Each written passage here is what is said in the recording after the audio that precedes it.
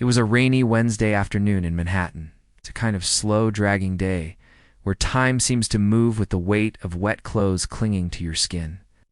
Inside La Maison Bleue, a high-end French restaurant tucked away in the heart of the business district, the warm golden lights and soft classical music created a calm, elegant bubble away from the cold world outside. The lunch rush had just begun. Among the clinking of cutlery and polite murmurs, waiters moved gracefully between tables.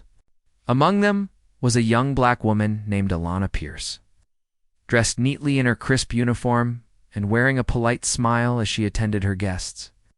She was in her mid-20s, tall, poised, and carried herself with quiet dignity.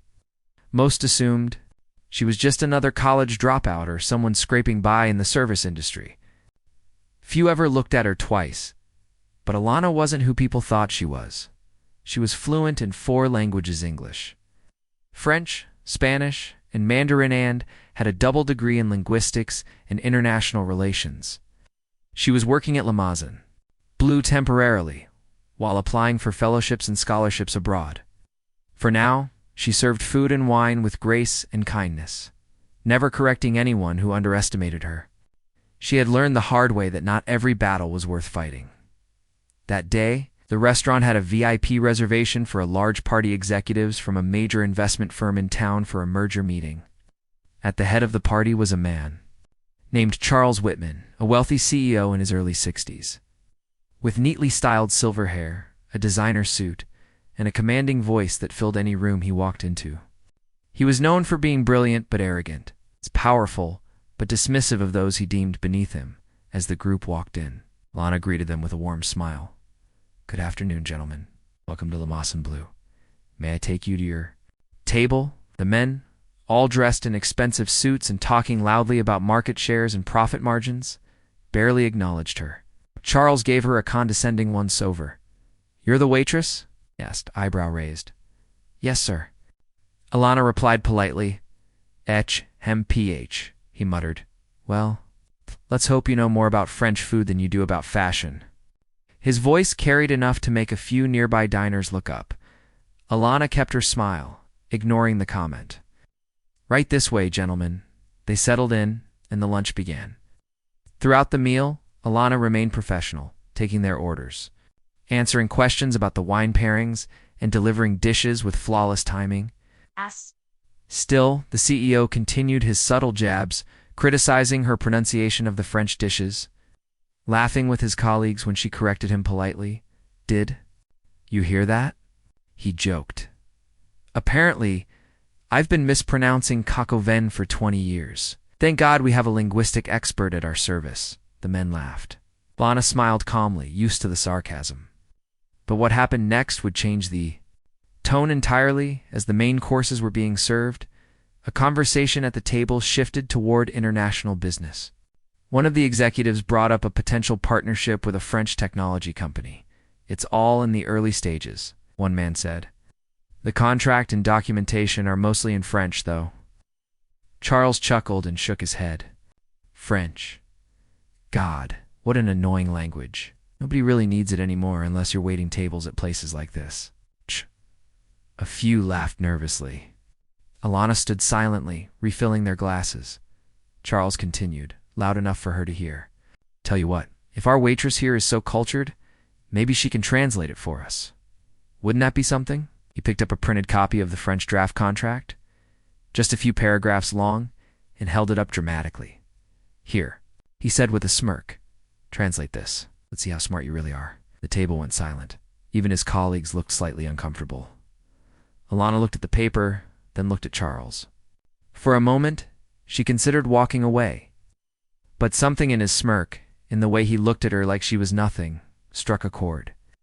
Not because she was angry, but because she had been quiet too long in rooms like this. She walked forward, took the paper from his hand gently and read it for a few seconds. Then, in a calm, clear voice, she began translating. According to Clause 14 of the partnership agreement, both parties agreed to the terms outlined in the addendum attached.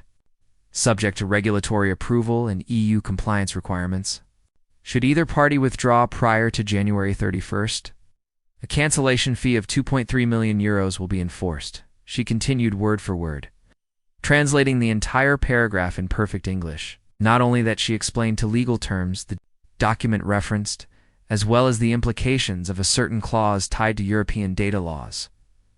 When she finished, there was silence. The entire table stared at her. Charles blinked. You memorized that in 10 seconds? No, sir, she said calmly. I read it. I studied French law during my semester abroad at Sciences Po in Paris. I also worked with a professor who specialized in EU contract regulations. You could hear a pin drop. One of the younger executives leaned forward. Wait, you studied at Sciences POA? Alana nodded. Yes, on a full scholarship. Charles cleared his throat, suddenly looking flustered. Well, good for you, he muttered. But you're still working here. Alana smiled softly. Yes, sir. Education doesn't always come with immediate wealth. I work here while applying for my PhD. The customers usually treat me better, though. This time, some of the other men chuckled, not at her, but at Charles. One of them, Michael, a partner at the firm, turned to her. That was genuinely impressive. If you're interested, our team is actually looking for a multilingual liaison for our European legal affairs. You might be perfect for it. Alana raised an eyebrow. Really? Yes, he said. We've been struggling to find someone who understands French and European business law. Charles tried to interrupt. She's a waitress. Michael cut him off. She's clearly more than that. Alana smiled again. I'd be happy to send my resume. Later that day, as the executives left, Michael handed her a business card. I meant what I said, he told her. People like you deserve better. She nodded politely, slipping the card into her apron. Thank you. I'll be in touch. Charles left without another word, but the expression on his face was priceless, sequel parts confusion, embarrassment, and disbelief. Word spread quickly among the staff. The moment the table was empty, the kitchen staff clapped for her quietly. The head chef even gave her a rare thumbs dash up. That evening, Alana sat in the small break room, sipping tea and looking at the card again. She wasn't sure where the opportunity would lead, but she knew one thing for certain. She didn't need to shout to make an impact. Her mind, her calm, and her preparation spoke louder than any insult. 2 weeks later, she had her first interview. A month after that, she gave her notice to the restaurant. And 6 months later, she was working in Paris, assisting on a major international contract negotiations this time, not as a waitress, but as a respected legal consultant. The story of that day stayed with her, not because of the mockery, but because of the choice she made to stand up, not by raising her voice, but by revealing her truth. And as for Charles Whitman, he never mocked another server again.